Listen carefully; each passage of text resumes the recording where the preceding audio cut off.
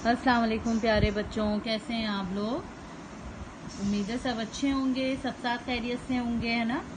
चलें आज हम करेंगे जैसे हम लोगों ने क्लास वर्क में किया है अल्फाज मुतज़ाद, इसी तरह हम लोग होमवर्क में करेंगे अल्फाज मुतज़ाद, ठीक है, अपनी उर्दू की नोटबुक में। ओके, बड़ा का उलट क्या होगा, क्या होगा बड़ा का उलट, बताएं आप लोग मुझे क्या होगा।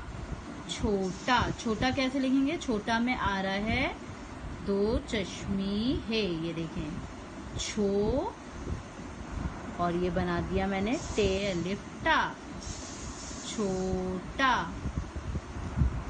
साफ। साफ का क्या होगा उलट,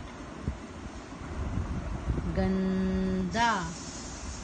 गाफ की आधी शक्ल, गाफ नून गन दाल अलिफ दा, क्या हो गया ये, गंदा।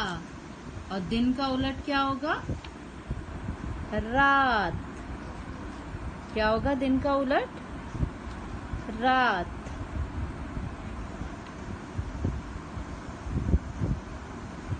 हल्का क्या उलट क्या होगा, चलें ये आप लोग खुद लिखेंगे। और गर्म का क्या होगा, ठंडा। ठीक है, चलें ये होमवर्क है आप लोगों का, बिल्कुल इसी तरह से कॉपी बना के फिर ये आप लोगों ने होमवर्क करना है। ओके बच्चों, अल्लाह हाफिज।